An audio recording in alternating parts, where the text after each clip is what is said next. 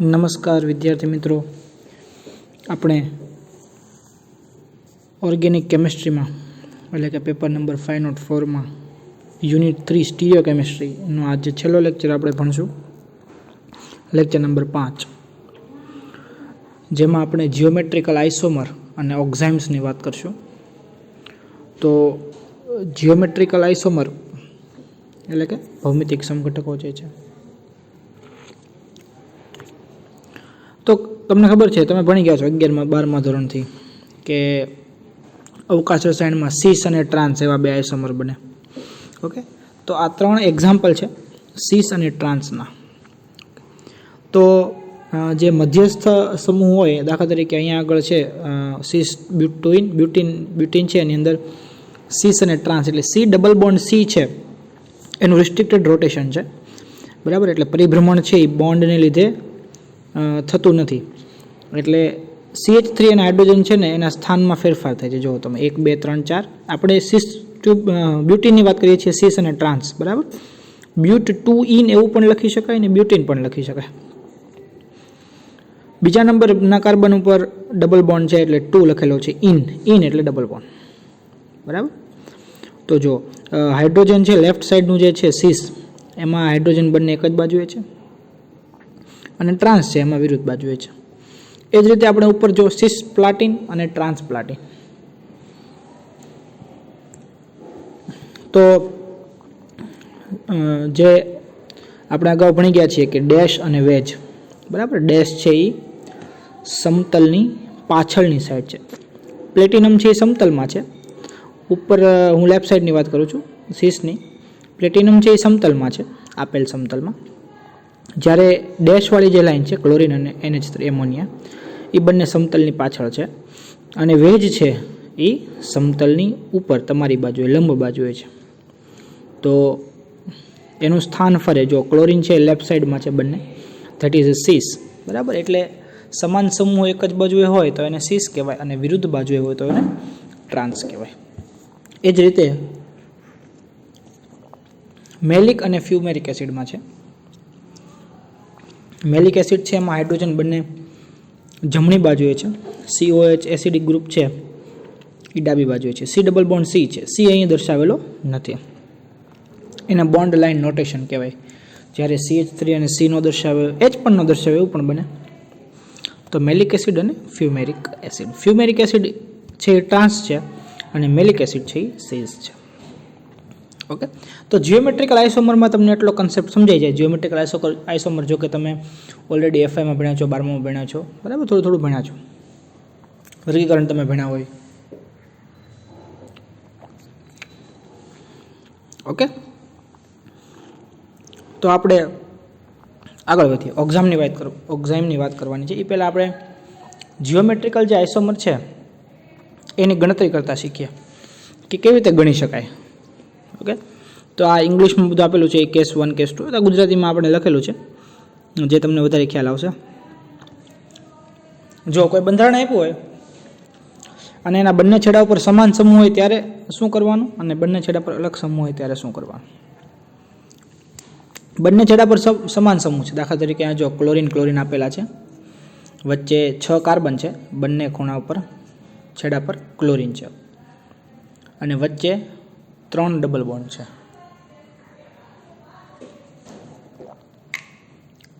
બરાબર. તો શું કરવાનું, તો દ્વિબંધની સંખ્યા ગણવાની. અહીંયા આગળ 3 દ્વિબંધ છે, 2n, n એટલે દ્વિબંધની સંખ્યા, n બરાબર 3, 2 = 8. એટલે આ કેસમાં આ જે સંયોજન તમને આપેલું છે, આ જે અણુ આપેલો છે એના 8 આઇસોમર બનશે. જિયોમેટ્રિકલ આઇસોમર કેટલા બનશે? 8 બનશે, બરાબર. હવે બંને છેડા પર અલગ અલગ સમૂહ હોય તો શું કરવાનું? જો દાખલા તરીકે આ કેસમાં એક સાઈડ ક્લોરિન છે અને એક છેડા પર બ્રોમિન છે, તો દ્વિબંધની સંખ્યા ગણવાની. આમાં પણ 3 દ્વિબંધ છે. હવે દ્વિબંધની સંખ્યા એકી હોય તો અલગ સૂત્ર છે અને બેકી હોય તો અલગ સૂત્ર છે. દ્વિબંધની સંખ્યા એકી છે એનું સૂત્ર છે 2n - 1 + 2n - 1/2. તો આપણે આ બંધારણની અંદર એકી સંખ્યા છે એટલે આ સૂત્ર આપણે લાગુ પાડશું એને. તો 2 - 3 - 1 પ્લસ 2⁻³ - 1/2 એટલે 2² + 2. ઓકે, તો 4 + 2 = 6. તો આ કેસમાં 6 આઇસોમર બનશે. હવે જો દ્વિબંધની સંખ્યા બેકી હોય તો એની પણ ફોર્મ્યુલા છે. દ્વિબંધની સંખ્યા બેકી હોય તો 2n - 1 plus 2n/2 - n/2 - 1. Okay, એ રીતનું છે, થોડો ફેરફાર છે. તો આ રીતે તમે જીઓમેટ્રિકલ ભૌમિતિક સમઘટકો છે એની તમે સમઘટકતા ગણી શકો. એટલે કે તમે એના કેટલા આઇસોમર, કેટલા સમઘટકો આપશે ગણી શકો આ સૂત્રની મદદથી. તો આ જીઓમેટ્રિકલ આઇસોમર આપણે ઓક્ઝાઇમની અંદર જોવાના છે. તો પહેલાં what is oxime? N double bond C carbon બંધ આવેલો હોય અથવા C ડબલ બોન્ડ N એવું પણ કહી શકાય. તો એને ઓક્ઝાઇમ કહેવાય.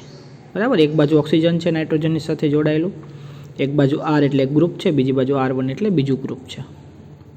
તો આ ડબલ બોન્ડ છે રિસ્ટ્રિક્ટેડ છે. બરાબર, એની ઉપર ડબલ બોન્ડ છે એનું રોટેશન થતું નથી, એટલા માટે બીજા જે સમૂહ આવેલા છે OH છે, R છે, R1 છે, એના સ્થાનમાં ફેરફાર થઈ શકે. એટલે સીસ અને ટ્રાન્સ સમઘટકો આપણને મળી શકે. બરાબર, ઓક્ઝાઇમ છે એ બે પ્રકારના છે, આલ્ડોક્ઝાઇમ છે અને કીટોક્ઝાઇમ છે. તમને કહું આગળની સ્લાઇડમાં જો ઓક્ઝાઇમ સમઘટકોની ભૌમિતિક સમઘટકતા. C ડબલ બોન્ડ N બંધ આપેલો છે એને કારણે સમઘટકતા દર્શાવે છે. જો આલ્ડિહાઇડમાંથી આલ્ડોક્ઝાઇમ બને છે અને કીટોનમાંથી કીટોક્ઝાઇમ બને છે. Okay, what is the difference? તો આલ્ડોક્ઝાઇમ છે એમાં H છે, હાઇડ્રોજન છે અહીંયા આગળ, જ્યારે કીટોક્ઝાઇમમાં અહીંયા એક બીજું ગ્રુપ છે. આ ગ્રુપ છે એ આલ્કાઇલ અથવા એરાઇલ હોઈ શકે. આલ્કાઇલ એટલે મિથાઇલ છે, ઇથાઇલ છે, પ્રોપાઇલ છે, અથવા તો બેન્ઝીન છે. બરાબર, કે બેન્ઝીન સાથે બીજો કોઈ એટેચ હોય એવું કોઈ પણ સમૂહ હોઈ શકે. આલ્ડોક્ઝાઇમમાં એક હાઇડ્રોજન છે. બરાબર, આલ્ડિહાઇડ ગ્રુપ છે એમાંથી આલ્ડોક્ઝાઇમ બને, કીટોનમાંથી કીટોક્ઝાઇમ બને with help of NH2OH ammonium hydroxide અથવા તો મંદ એમોનિયા. બરાબર, જો હવે આને સીન અને એન્ટી એવા બે સ્વરૂપો છે. જેમ સીસ અને ટ્રાન્સ એવા બે સ્વરૂપો હતા, એ રીતે જે ઓક્ઝાઇમ છે એના બે સ્વરૂપો છે, સીન અને એન્ટી. બરાબર, જો H અને OH છે, નાઇટ્રોજન સાથે ઓક્સિજન જોડાયેલો હશે. જો અહીંયા છે બધે, બરાબર, નાઇટ્રોજન સાથે ઓક્સિજન જોડાયેલો હશે. Okay, C double bond N-OH એવું એનું બંધારણ કહેવાય. આગળ R. તો H અને OH એક જ બાજુએ હોય, C ડબલ બોન્ડ N ની એક જ બાજુએ, તો એને સીન કહેશું. અને H અને OH જો વિરુદ્ધ બાજુએ હોય, C ડબલ બોન્ડ N ની વિરુદ્ધ બાજુએ, તો આપણે એને એન્ટી કહીશું. જો ઉદાહરણ આપેલું છે સીન બેન્ઝાલ્ડોક્ઝાઇમ અને એન્ટી બેન્ઝાલ્ડોક્ઝાઇમ. ઓકે, જો અહીં C6H5 એક ગ્રુપ જોડેલું છે, H હોય, બરાબર, બેન્ઝાલ્ડોક્ઝાઇમ અને બેન્ઝાલ્ડોક્ઝાઇમ, સીન બેન્ઝાલ્ડોક્ઝાઇમ અને એન્ટી. શું ડિફરન્સ છે? આલ્ડોક્ઝાઇમ છે એટલે કે હાઇડ્રોજન હશે. જો આલ્ડોક્ઝાઇમ છે, કીટોક્ઝાઇમ નથી, આલ્ડોક્ઝાઇમ છે એટલે કે હાઇડ્રોજન છે. બરાબર, બેન્ઝાલ્ડોક્ઝાઇમ એટલે બેન્ઝીન C6H5 એક હાઇડ્રોજનનું વિસ્થાપન કરી અને આખો સમૂહ જોડાયેલો છે, ઓક્ઝાઇમ સમૂહ. ઓકે, જો નોંધ આપેલી છે H અને OH એક બાજુએ હોય તો એને સીન કહેવાય, અને H અને OH વિરુદ્ધ બાજુએ હોય તો એને એન્ટી કહેવાય. બરાબર, જો નીચે પણ એક આપેલું છે કે સીન મિથાઇલ ફિનાઇલ કીટોક્ઝાઇમ કે એન્ટી ફિનાઇલ મિથાઇલ કીટોક્ઝાઇમ. ચાલો, તો આમાં શું આવશે તમે તમારી રીતે વિચારી નક્કી કરો કે શું આવશે. બરાબર, કીટોક્ઝાઇમ છે એટલે H નહીં હોય, એની બદલે કોઈ વિસ્થાપિત સમૂહ R હશે. બરાબર, તો વિસ્થાપન ક્યાં થયેલું છે? અહીંયા આગળ થયેલું છે H નું CH3 સાથે. ઓકે, જો નીચે નોંધ આપેલી છે કીટોક્ઝાઇમમાં નામની આગળ દર્શાવેલ પૂર્વક હાઇડ્રોક્સિલ સમૂહ તથા નામની આગળના પહેલા સમૂહ અવકાશીય સંબંધ દર્શાવે છે. ઓકે, નામની આગળ દર્શાવેલ પૂર્વક હાઇડ્રોક્સિલ સમૂહ, નામની આગળ પૂર્વક એટલે મિથાઇલ અને ફિનાઇલ. જો આ મિથાઇલ છે, સીન મિથાઇલ અને એન્ટી ફિનાઇલ એવું છે ને, એટલે નામની આગળ દર્શાવેલ આ મિથાઇલ ફિનાઇલ છે, સીન છે એ, અને આ એન્ટી ફિનાઇલ મિથાઇલ છે, એ બંનેમાં ડિફરન્સ છે. કે એટલે આ બંને નામ એના દર્શાવેલા છે. સીનમાં આવું નામ છે, એન્ટીમાં આવું નામ છે. Okay, the oxime show geometrical isomerism due to restricted rotation of C double bond N bond. બરાબર, રિસ્ટ્રિક્ટેડ રોટેશન એટલે C ડબલ બોન્ડ N બંધ છે એનું પોતે છે એનું રોટેશન થતું નથી. બરાબર, રોટેશન રિસ્ટ્રિક્ટેડ છે એટલે આ ફરી ન શકે. બરાબર, એટલે 2 જીઓમેટ્રિકલ ફોર્મ્સ છે એ એમાં ડેવલપ થઈ શકે. જો એકમાં લેફ્ટ સાઈડ છે એમાં OH છે, રાઈટ સાઈડ છે એમાં OH છે, બંનેની દિશા વિરુદ્ધ છે. ઓકે, એવી જ રીતે નીચે R અને R1 છે એની દિશા સેમ છે, ખાલી OHની દિશા ચેન્જ થયેલી છે. ઓકે, સીન અને એન્ટી યાદ તમારે રાખવાનું છે કે સીન ક્યારે લખવાનું છે અને એન્ટી ક્યારે લખવાનું છે. એસિટાલ્ડોક્સાઇમ છે, જો આ CH3 એસિટાલ્ડોક્સાઇમ નામ છે. શું નામ છે? એસિટાલ્ડોક્સાઇમ. ઓકે, હવે કિટોક્સાઇમનું અવકાશીય સૂત્ર નક્કી કરવાની રીત છે જેનું નામ છે બેકમાન પુનઃરચના. બેકમાન પુનઃરચના છે એ ઘણી બધી વખત મોટા ક્વેશ્ચન સ્વરૂપે પૂછાયેલું છે. તમારી પાસે ઓલરેડી પેપર સ્ટાઇલ છે આવી ગઈ છે એટલે તમને ખબર છે કે નાના ક્વેશ્ચન પૂછવાના નથી, મોટા ક્વેશ્ચન જ પૂછવાના છે. તો બેકમાન પુનઃરચના એ મોટો પ્રશ્ન પૂછી શકાય, તો વ્યવસ્થિત તમારે યાદ રાખી અને તૈયાર કરવો પડશે. ઓકે, તો પહેલાં તો બેકમાન પુનઃરચના શું છે? તો કે કિટોક્સાઇમની અંદર આવેલા, યાદ રાખવાનું આલ્ડોક્સાઇમ નથી, કિટોક્સાઇમ એટલે હાઇડ્રોજન નહીં હોય. જો હાઇડ્રોજન નથી, એક R છે ને બીજો R છે, હાઇડ્રોજન નથી. કિટોક્સાઇમ છે એટલે બરાબર કીટોન ગ્રુપમાંથી બનેલો ઓક્સાઇમ છે. કિટોક્સાઇમના અવકાશીય સૂત્રો નક્કી કરવાની રીતને બેકમાન પુનઃરચના કહેવાય. કોનું સૂત્ર નક્કી કરવાનું છે? કિટોક્સાઇમનું. બરાબર, ઓક્સાઇમ છે એના બે ભાગ છે. ઓક્સાઇમ એટલે શું? C ડબલ બોન્ડ N-OH એને ઓક્સાઇમ કહેવાય, આગળ R લાગેલો હોય. બરાબર, તો C ડબલ બોન્ડ N-OH છે એમાં કીટોન હોય તો H ન હોય પણ એની બદલે 2 R હોય. ઓકે, તો R1 અને R2 છે. તો એનું અવકાશીય સૂત્ર નક્કી કરવા માટે બેકમાને જે રીત આપેલી છે એને બેકમાન પુનઃરચના કહે છે. આ પદ્ધતિમાં શું થાય? તો કે આ પદ્ધતિની અંદર તમારે કિટોક્સાઇમની H2SO4, PCl5, H3PO4, HF, acid chloride જેવા એસિડિક પ્રક્રિયકો સાથે પ્રક્રિયા કરવાની હોય છે. એટલે તમને એસિડ એમાઇડનું વ્યુત્પન્ન, જો આ વ્યુત્પન્ન છે R1CONH2, એસિડ એમાઇડ છે CONH2, એનું વ્યુત્પન્ન મળે છે. બરાબર, એનું પાછું તમે જળ વિભાજન કરો એટલે તેમાંથી મળતી નિપજનો અભ્યાસ કરવામાં આવે છે અને એના પરથી મૂળ કિટોક્સાઇમનું અવકાશીય સૂત્ર નક્કી કરી શકાય છે કે એનું અવકાશીય સૂત્ર કયું છે, સીન છે કે એન્ટી છે, એ આપણે નક્કી કરવાનું છે. આ પુનઃરચનાની ક્રિયાવિધિ સમજવા માટે હન્સ નામના વૈજ્ઞાનિકે એવું સૂચવ્યું કે આ પુનઃરચના દરમિયાન હાઇડ્રોક્સિલ સમૂહ અને તેના સીન સ્થાનમાં આવેલ આલ્કાઇલ અથવા હેલાઇડ સમૂહ વચ્ચે સ્થાનની અદલ બદલ થાય છે.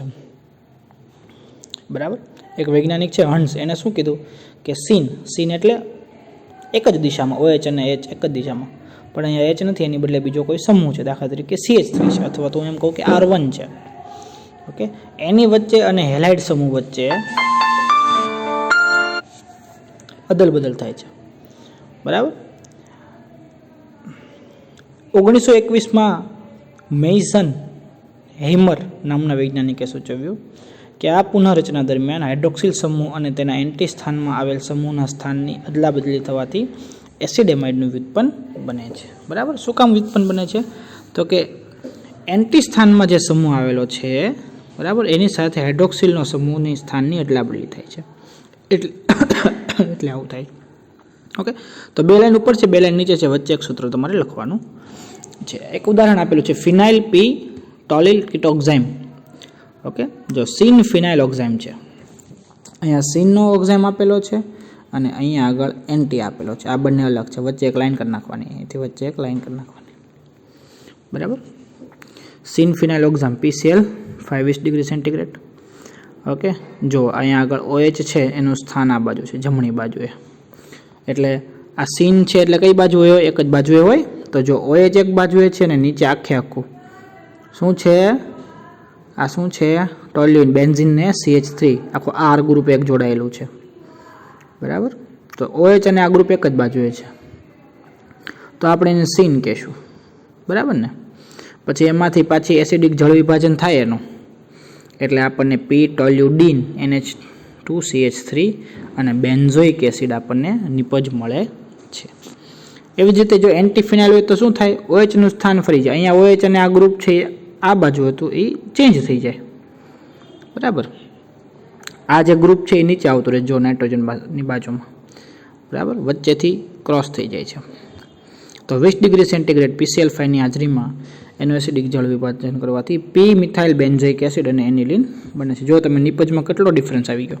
અહીંયા આગળ બેન્ઝોઇક એસિડ મળે છે અને પી ટોલ્યુડીન મળે છે, જ્યારે અહીંયા આગળ તમને એનિલિન મળે છે અને પેરા મિથાઇલ બેન્ઝોઇક એસિડ મળે છે, બરાબર. સિન ફિનાઇલોક્ઝામ અને એન્ટી ફિનાઇલોક્ઝામ બંનેનો જો તમે ઉપયોગ કરો અલગ અલગ રીતે તો અલગ અલગ પ્રકારની નિપજો મેળવી શકાય છે, બરાબર. શું કામ આવું થાય છે, તો કે માત્ર પુનઃરચનાથી ગોઠવણી બીજી વખત થાય છે. OHની ગોઠવણી અહીંયા થાય છે, અહીંયા OHની ગોઠવણી ફરી જાય છે, એટલા માટે અલગ અલગ નિપજ મળે છે.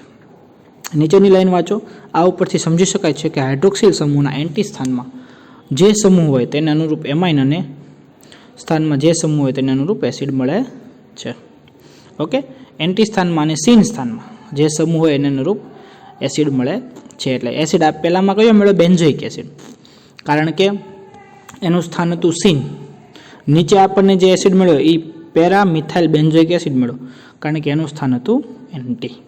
ઓકે, તો બેકમાન પુનઃરચના અગત્યનો ટોપિક તૈયાર કરી રાખવાનો તમારે.